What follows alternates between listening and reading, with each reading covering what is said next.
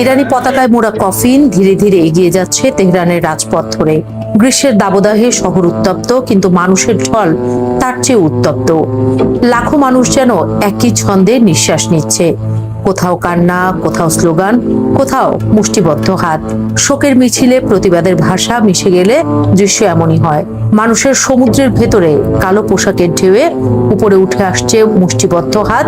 এ যেন শুধু বিদায়ের প্রতীক নয়, বরং ঘোষণা যে মৃত্যু দিয়ে সবকিছু শেষ হয় না।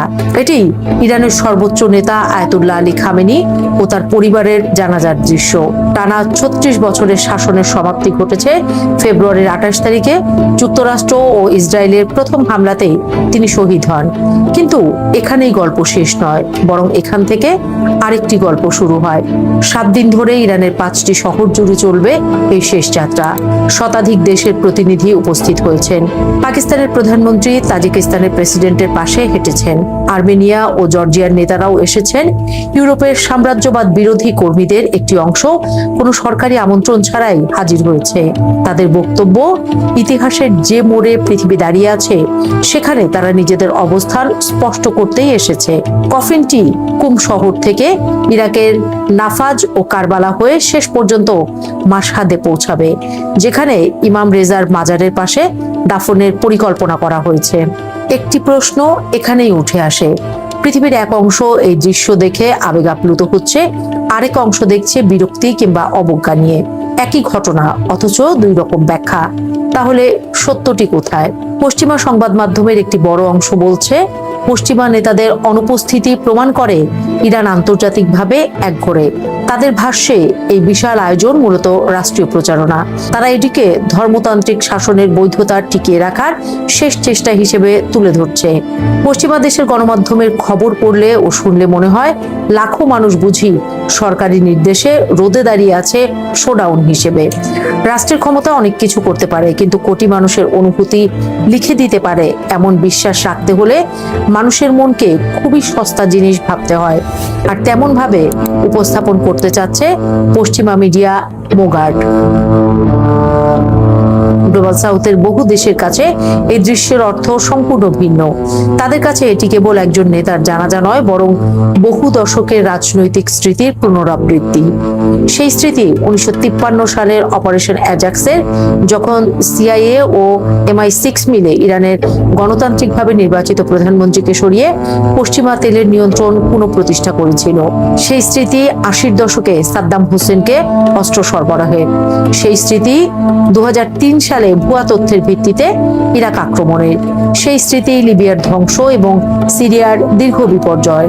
এসব ঘটনাকে তারা বিচ্ছিন্ন অধ্যায় হিসাবে দেখে না, বরং একই বইয়ের ধারাবাহিক পৃষ্ঠা হিসেবে পড়ে। ফলে খামেনির মৃত্যু তাদের কাছে আরেকটি ঘটনার নাম নয়, বহু পুরনো একটি ধারাবাহিকতার নতুন অধ্যায়। ইরান সবাইকে মনে করিয়ে দিতে চাচ্ছে পশ্চিমারা কিভাবে ধীরে ধীরে আগ্রাসন চালিয়ে যাচ্ছিল এবং যাচ্ছে। ইরাকের নাফাজ ও কারবালা হয়ে শেষ যাত্রার পথ নির্ধারণও তাই নিছক ধর্মীয় সিদ্ধান্ত নয়, স্থানীয় রাজনীতিকদের অনুরোধে এই পথ বেছে নেওয়া হয়েছে। এর ভেতরে একটি রাজনৈতিক বার্তাও রয়েছে। প্রতিরোধ কোনো একটি মানুষ, কোনো একটি শহর কিংবা একটি প্রতিষ্ঠানের উপর নির্ভর করে না। একজন নেতা চলে যেতে পারেন, কিন্তু একটি ধারণা সহজে মারা যায় না। ইতিহাসে বহুবার দেখা গেছে মানুষকে হত্যা করা যায়, বিশ্বাসকে নয়। ইরানের সাবেক এক ডেপুটি স্পিকারও প্রায় একই অর্থে বলেছেন, খামেনির সবচেয়ে বড় উত্তরাধিকার হচ্ছে যুক্তরাষ্ট্র ও ইসরায়েলের বৈশ্বিক আধিপত্যের বিরুদ্ধে প্রতিরোধ, এবং সেই আধিপত্যকে চ্যালেঞ্জ করা সম্ভব এই বিশ্বাসকে বাস্তব রূপ দেয়া। অন্যদিকে পশ্চিমা বিশ্ব ফেব্রুয়ারির ২৮ তারিখের হামলাকে কৌশলগত প্রয়োজন হিসেবে ব্যাখ্যা করছে। তাদের কাছে এটি ছিল শত্রুর নেতৃত্বে নিখুঁত আঘাত। পশ্চিমা বিশ্লেষণী প্রতিষ্ঠান ব্রুকিংস ইনস্টিটিউটও স্বীকার করেছে, ইরানের নেতৃত্বের কাঠামো এত বিস্তৃত যে কেবল শীর্ষ নেতাকে সরিয়ে পুরো রাষ্ট্রযন্ত্রকে অচল করে দেওয়া সম্ভব নয়। এখানেই সার্বভৌমত্ব শব্দটির দুটি ভিন্ন অভিধান চোখে পড়ে। পশ্চিমা দৃষ্টিতে সার্বভৌমত্ব আন্তর্জাতিক স্বীকৃতির বিষয়, প্রতিষ্ঠান, আইন ও কূটনৈতিক কাঠামোর ভেতরে যার মূল্য নির্ধারিত হয়। কিন্তু গ্লোবাল সাউথের বড় অংশের কাছে সার্বভৌমত্ব মানে বাইরের নিয়ন্ত্রণ নিয়ন্ত্রণ প্রতিরোধের সক্ষমতা। তাদের কাছে বিচারও কেবল আদালতের রায় নয়, বরং ইতিহাসের অসম হিসাব মেটানোর প্রশ্ন। এই দুই ব্যাখ্যা একই টেবিলে বসে না, ফলে এক পক্ষ যাকে প্রচারণা বলে, অন্য পক্ষ সেটিকে সত্যের প্রকাশ বলে মনে করে। এই জানাজার আরেকটি গুরুত্বপূর্ণ দিক হলো এখানে শোককে রাজনৈতিক শক্তিতে রূপান্তর করা হয়েছে। আধুনিক যুদ্ধ অনেক সময় শুধু মানুষকে হত্যা করে না, মানুষের মনোবলও ভেঙে দিতে চায়। নেতৃত্বকে সরিয়ে অনুসারীদের ছত্রভঙ্গ করে দেয়াই তার উদ্দেশ্য। কিন্তু তেহরানের জনসমুদ্র যেন উল্টো কথাই বলছে। তারা জানাচ্ছে একজন নেতা হারালে সমাজ নিজেই নেতৃত্বের প্রতীক হয়ে উঠতে পারে। 1.5 থেকে 2 কোটি মানুষের উপস্থিতি তাই শুধু ভিড় নয়, এটি একটি রাজনৈতিক বার্তা। সাম্রাজ্য যদি ভয় সৃষ্টি করে ও আনুগত্য আদায় করতে চায়, তবে প্রতিরোধ শোককে শক্তিতে রূপান্তর করে সংহতি সৃষ্টি করতে চায়।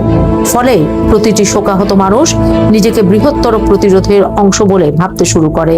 এই দৃশ্য আন্তর্জাতিক ব্যবস্থার আরেকটি সংকটও সামনে আনে। পৃথিবীতে যখন সবাই একমত নয় যে অন্যায় কি, অপরাধ কি, ন্যায় বিচার কি, তখন নিয়মভিত্তিক আন্তর্জাতিক ব্যবস্থাও প্রশ্নের মুখে পড়ে। অন্যদিকে পশ্চিম সেই অভিযোগকে অতিরঞ্জিত বা ভুল হিসেবে দেখাতে চায়। ফলে উভয় পক্ষের মধ্যে সংলাপের জায়গা ক্রমশ সংকুচিত হয়। প্রত্যেকে নিজের জনগণকে নিজের ব্যাখ্যা শোনায় আর অন্যের ব্যাখ্যাকে বাতিল করে। তখন একই পৃথিবীতে থেকেও মানুষ ভিন্ন ভিন্ন বাস্তবতায় বাস করতে শুরু করে। মার্কিন প্রেসিডেন্ট আইজেনহাওয়ার এক সময় সামরিক শিল্প জোটের প্রভাব সম্পর্কে সতর্ক করেছিলেন। তার বক্তব্য ছিল, অস্ত্রের ব্যবসা যখন রাজনীতির সঙ্গে মিশে যায়, তখন শান্তির চেয়ে সংঘাতের প্রয়োজনই বেশি হয়ে দাঁড়ায়। মধ্যপ্রাচ্য বহু বছর ধরে সেই সংঘাতের পরীক্ষাগার। এই জানাজা যেন সেই দীর্ঘ ইতিহাসের দিকে আঙুল তুলে প্রশ্ন করছে, যদি শান্তির লক্ষ্য হয় তবে যুদ্ধের প্রয়োজন এত দীর্ঘ কেন? আর যদি যুদ্ধই প্রয়োজন হয় তবে শত্রুও প্রয়োজন। সেই যুক্তিতে খামেনির ইরান বহু বছর ধরে প্রয়োজনীয় প্রতিপক্ষের ভূমিকায় পালন করছে। পাকিস্তানের উপস্থিতিও কম তাৎপর্যপূর্ণ নয়।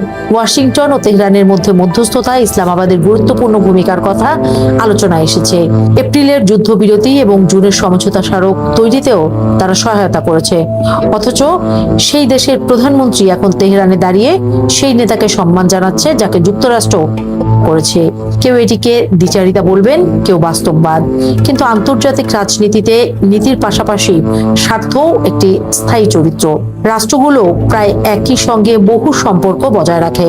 পৃথিবী এখন আর একমুখী নয়, বহুমুখী।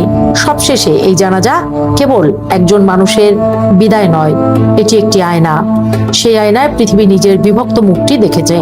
এক পক্ষের কাছে এটি ক্ষমতার শেষ প্রদর্শনী, অন্য পক্ষের কাছে এটি ইতিহাসের ধারাবাহিকতার ঘোষণা। তাই খামেনির জানাজা হয়তো একটি রাষ্ট্রীয় অনুষ্ঠান, কিন্তু তার প্রতিধ্বনি রাষ্ট্রের সীমানা পেরিয়ে গেছে। এটি মনে করিয়ে দিয়েছে, আমরা একই গ্রহে বাস করি ঠিকই, কিন্তু একই রাজনৈতিক স্মৃতি, একই নৈতিক মানদণ্ড কিংবা একই ইতিহাস বোধ নিয়ে আর বাস করি না। পৃথিবী এখন আর এক পৃথিবী নেই। একই মানচিত্রের উপরে পাশাপাশি দাঁড়িয়ে আছে অন্তত দুটি ভিন্ন পৃথিবী।